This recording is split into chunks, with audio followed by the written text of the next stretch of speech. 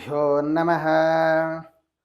ನಮಃ ಸೂರ್ಯಾಯ ಚಂದ್ರಾಯ ಮಂಗಳಾಯ ಬುಧಾಯ ಚ ಗುರುಶುಕ್ರಶನಿಭ್ಯಶ್ಚ ರಾಹವೇ ಕೇತವೇ ನಮಃ.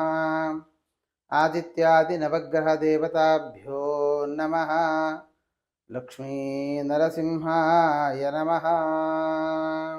ಪ್ರಧಾನವಾಗಿ ನಾವು ಅನೇಕ ವಿಷಯಗಳನ್ನು ಸಮಯಕ್ಕೆ ಅನೇಕ ವಿಷಯಗಳನ್ನು ನಿಮ್ಮ ಹತ್ರ ನಾವು ತಂದಿಡ್ತಾನೇ ಇದ್ದೇವೆ.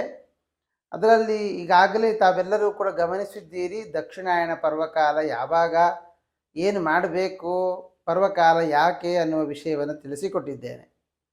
ಇನ್ನು ಈ ಪರ್ವಕಾಲದಲ್ಲಿ ಸೂರ್ಯ ನಮಗೆ ಒಂದು ಪ್ರವೇಶ ಮಾಡುವಂತಹದ್ದು, ಕರ್ಕಾಟಕ ರಾಶಿಗೆ ಪ್ರವೇಶ ಮಾಡುವಾಗ ಈ 12 ಗ್ರಹರಿಗೆ ಸಂಬಂಧಪಟ್ಟ ಅಥವಾ 7 ಗ್ರಹರಿಂದಾಗಿ ಮತ್ತು 2 ಛಾಯಾಗ್ರಹದಿಂದಾಗಿ 12 ರಾಶಿಗಳಿಗೆ ಬರಬಹುದಾದಂತಹ ಫಲಾಫಲಗಳ ಒಂದು ವಿವೇಚನೆಯನ್ನು ನಡೆಸಬೇಕು. ಕಾರಣ ಆ ದಿವಸ ಈ 16ನೇ ತಾರೀಕು ವಿಶಾಖ ನಕ್ಷತ್ರದಲ್ಲಿ ಮಂಗಳವಾರದ ದಿವಸ ಸಂಕ್ರಮಣ ಆಗುವಂತಹದ್ದು. ಸಂಕ್ರಮಣದ ವಿಶೇಷ ಫಲವನ್ನು ಹೇಳ್ತಾರೆ.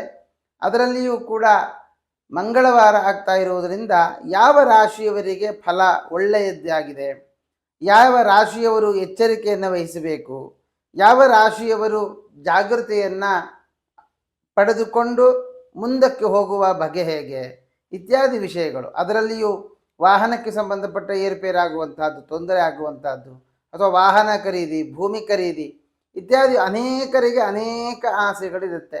ಅದೆಲ್ಲದಕ್ಕೂ ಕೂಡ ಸಮಯ ಹೇಗಿದೆ ಅನ್ನುವಂಥದ್ದನ್ನು ಕೂಡ ಈ ಸಂಕ್ರಮಣದಿಂದಾಗಿ 6 ತಿಂಗಳ ಫಲಾಫಲಗಳನ್ನು ನಿರ್ಣಯ ಮಾಡಬಹುದು ಅಂತ ಹೇಳ್ತಾರೆ. ಹಾಗಾಗಿ ಸಂಕ್ರಮಣದ ಅದರಲ್ಲಿಯೂ ಕೂಡ ಪ್ರಧಾನವಾದ ಸಂಕ್ರಮಣ ಇದು. ಅದು ದಕ್ಷಿಣಾಯಣ ಪರ್ವಕಾಲ, ಜೊತೆಗೆ ಮಿಥುನ ರಾಶಿಯಿಂದ ಸೂರ್ಯ ಕರ್ಕಾಟಕ ರಾಶಿಗೆ ಹೋಗುವಂತಹ ಕಾಲ. ಹಾಗಾದರೆ ಈ ಕಾಲದಲ್ಲಿ ನಾವು ಏನು ಮಾಡಬೇಕು, ಏನು ಮಾಡಬಾರ್ದು ಅಂತ ತಿಳಿಸಿದ್ದೇನೆ. ಇನ್ನು 12 ರಾಶಿಯವರಿಗೆ ವಿಶೇಷವಾಗಿ ಮಾಡಬೇಕಾದದ್ದಾದರೂ ಏನು ಅನ್ನೋದನ್ನು ವಿಚಾರ ಮಾಡೋಣ.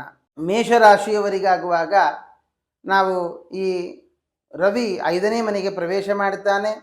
ಜೊತೆಗೆ ಇನ್ನೆಲ್ಲ ಗ್ರಹರು ಆಸ್ಪಾಸ್ ಅಲ್ಲಿಯೇ ಇದ್ದಾರೆ. ಆದರೆ ಚಂದ್ರ 8ನೇ ಮನೆಗೆ ಹೋಗ್ತಾನೆ. ಆದ್ದರಿಂದ ಮೇಷರಾಶಿಯವರು ಸ್ವಲ್ಪ ಮಾನಸಿಕವಾಗಿರತಕ್ಕಂತಹ ಖಿನ್ನತೆಗೆ ಒಳಪಡುವಂಥದ್ದು, ಅಥವಾ ಹಣಕಾಸಿನ ವಿಷಯದಲ್ಲಿ ಏರುಪೇರಾಗುವಂಥದ್ದು, ತಾಯಿಯ ಆರೋಗ್ಯದಲ್ಲಿ ಸ್ವಲ್ಪ ತೊಂದರೆಯಾಗಿ ಅದರಿಂದಾಗಿ ಮನಸ್ಸಿಗೆ ತುಂಬ ಕಸಿವಿಸಿ ಆಗುವಂಥದ್ದಾಗಲಿ, ಹಣಕಾಸಿನ ವಿಷಯದಲ್ಲಿ ಏರುಪೇರಾಗುವಂಥದ್ದಾಗಲಿ ಈ ಒಂದು ಯೋಗ ಇದೆ.